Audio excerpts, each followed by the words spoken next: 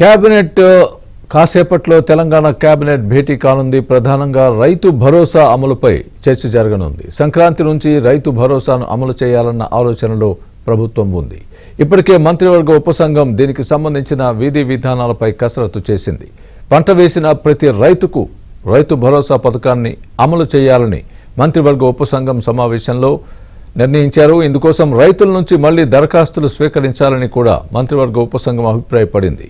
ఈ అంశాలన్నింటిపైన కేబినెట్ భేటీలో చర్చించనున్నారు.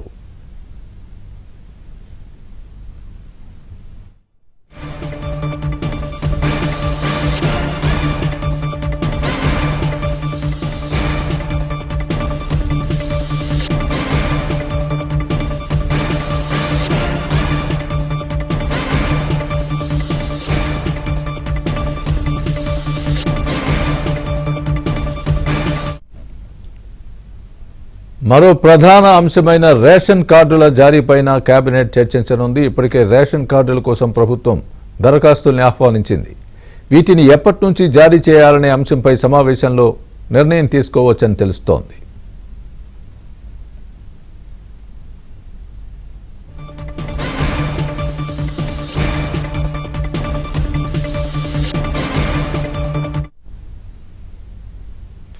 ఇదే అంశానికి సంబంధించి పూర్తి అప్డేట్ మా ప్రతినిధి నర్సింగ్ రావు చెబుతారు.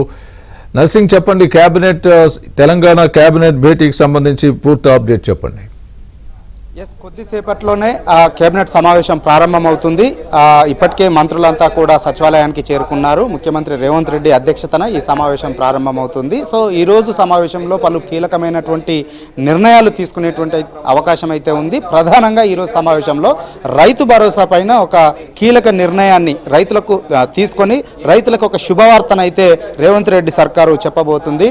ఇప్పటికే కేబినెట్ సబ్ కమిటీ ఈ రైతు భరోసా విధి విధానాల రూపకల్పన కోసము అనేక సమావేశాలు నిర్వహించింది.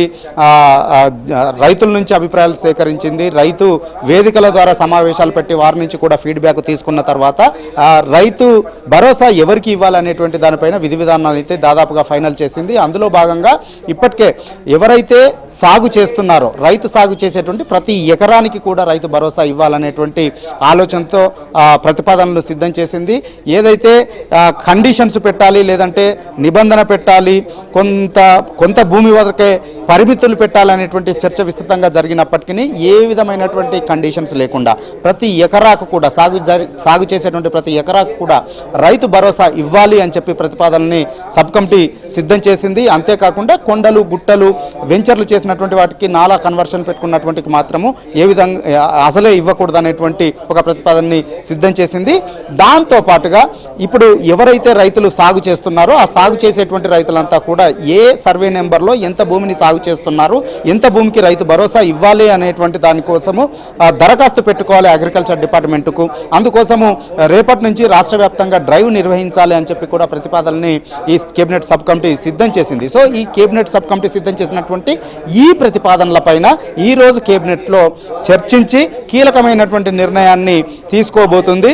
మొత్తానికి ఈ సంక్రాంతి నుంచే రైతుల ఖాతాల్లో రైతు భరోసా డబ్బుల్ని జమ చేసేందుకు ప్రభుత్వం అయితే వేగంగా అడుగులు ముందుకు వేస్తుంది. అందుకు అవసరమైనటువంటి నిధులన్నింటినీ కూడా ఇప్పటికే రేవంత్ రెడ్డి సర్కారు సిద్ధం చేసుకుని ఉంది. అయితే ఈ రోజు సమావేశంలో ప్రధానంగా రైతు భరోసా పెట్టినటువంటి ప్రతిపాదనలకు సంబంధించి కీలకమైనటువంటి నిర్ణయాన్ని తీసుకొని దరఖాస్తు చేసుకున్నటువంటి భూముల్ని ఏ విధంగా గుర్తించాలి, ఇటు అగ్రికల్చర్ అధికారులు వెళ్ళి ఫీల్డ్లకు వెళ్ళి వాటిని పరిశీలించి గుర్తించాలంటే కొంత సమయం పట్టేటువంటి ఆస్కారం ఉంటుంది. కాబట్టి షార్ట్ లైట్ ద్వారా వేగంగా ఏ విధంగా గుర్తించాలి, షార్ట్ లైట్ ద్వారా గుర్తించేందుకు అవసరమైనటువంటి అగ్రిమెంట్స్ను ఏ సంస్థలతో చేసుకోవాలనేటువంటి దానిపైన ఈరోజు కీలకమైనటువంటి నిర్ణయాన్ని తీసుకోబోతా ఉంది కేబినెట్. ఇక దాంతో పాటుగా రేషన్ కార్డుల కోసము ఎప్పటి నుంచో తెలంగాణ రాష్ట్రంలో చాలా మంది ప్రజలు ఎదురు చూస్తూ ఉన్నారు. చాలా మంది, కొన్ని లక్షల మంది, 20-30 లక్షల మంది రేషన్ కార్డుల కోసం దరఖాస్తు చేసుకొని ఉన్నారు. వాస్తవానికి తెలంగాణ రాష్ట్ర ఆవిర్భావం తర్వాత నుంచి ఇప్పటి వరకు కూడా కొత్త రేషన్ కార్డుల జారీ ప్రక్రియ అనేటువంటిది జరగలేదు. బీఆర్ఎస్ పార్టీ 10 ఏళ్ళు అధికారంలో పట్టుకుని ఆ కాలంలో కూడా చాలా మంది దరఖాస్తు చేసుకున్నారు. ఇప్పటి వరకు వాళ్ళంతా కూడా ఎదురు చూస్తూ ఉన్నారు. అయితే కొత్త రేషన్ కార్డులు ఇస్తామని చెప్పి కాంగ్రెస్ ఎన్నికల ముంగట హామీ ఇచ్చినటువంటి నేపథ్యంలో రేవంత్ రెడ్డి సర్కారు ఆ దిశగా చాలా కసరత్తును చేసింది.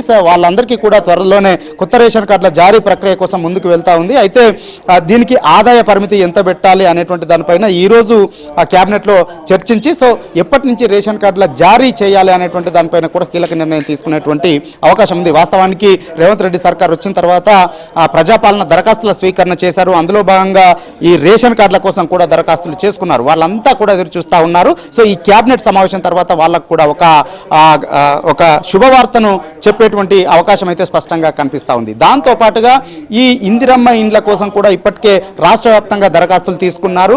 అయితే ఈ ఏడాదిలో ప్రతి నియోజకవర్గానికి 3,500 చొప్పున కొత్తగా ఇందిరమ్మ ఇండ్ల ఇవ్వాలనేటువంటి ఆలోచనతో ముందుకు సాగుతూ ఉంది. ఇటు లబ్ధిదారుల ఎంపిక ప్రక్రియ కూడా కొనసాగుతూ ఉంది. అయితే త్వరలోనే వాటన్నిటికీ కూడా అధికారికంగా ముగ్గులు పోసుకొని సో ఈ ఇందిరమ్మ ఇళ్ల పథకాన్ని ముందుకు తీసుకెళ్లేటువంటి ఆలోచనతో ప్రభుత్వం ఉంది. అయితే వాళ్ళకి ఇటు ఇసుక విషయంలో కావచ్చు, అంతేకాకుండా సిమెంట్ ఇచ్చేటువంటి విషయంలో కావచ్చు, కొంత ప్రభుత్వం నుంచి మరింత మేలు చేసేటువంటి దానిపైన కూడా చర్చించేటువంటి అవకాశం ఉంది. సో అలాంటి వారికి కూడా ఇందిరమ్మ ఇండ్ల విషయంలో కూడా మరొక కీలక ప్రకటన ఈరోజు క్యాబినెట్ సమావేశం తర్వాత చేసేటువంటి అవకాశం ఉంది. సో ఈ విషయంలో కూడా ఈరోజు క్యాబినెట్లో ఒక కీలక నిర్ణయాన్ని తీసుకునేటువంటి అవకాశం ఉంది. దాంతో పాటుగా ఇటు బీసీ డెడికేషన్ కమిషన్ను ఏర్పాటు చేశారు. రేపు రాబోయేటువంటి స్థానిక సంస్థల ఎన్నికల్లో ఏ విధంగా ముందుకు వెళ్ళాలి, బీసీ రిజర్వేషన్ల పెంపు విషయంలో ఏ విధమైనటువంటి నిర్ణయాన్ని తీసుకోవాలి.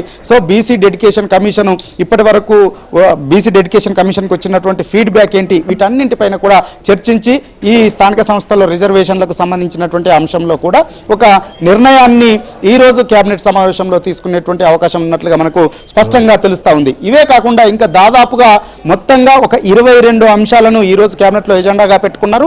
ఈ 22 అంశాలపైన కూడా కులంకషంగా చర్చించి కీలకమైనటువంటి నిర్ణయాలని ప్రకటించేటువంటి అవకాశం ఉంది. ఇటు ఎస్సీ కమిషన్ ఎస్సీ రిజర్వేషన్ ని అమలు చేసేటువంటి దాని విషయంలో కూడా ఇవి అన్నింటిపైన దాదాపుగా 22 అంశాలపైన ఎజెండా ఉన్నది. ఈ అన్నింటిపైన చర్చించి ఒక కీలకమైనటువంటి నిర్ణయాన్ని తీసుకొని వాటిని వెలువరించేటువంటి అవకాశం ఉంది కేబినెట్ సమావేశం తర్వాత.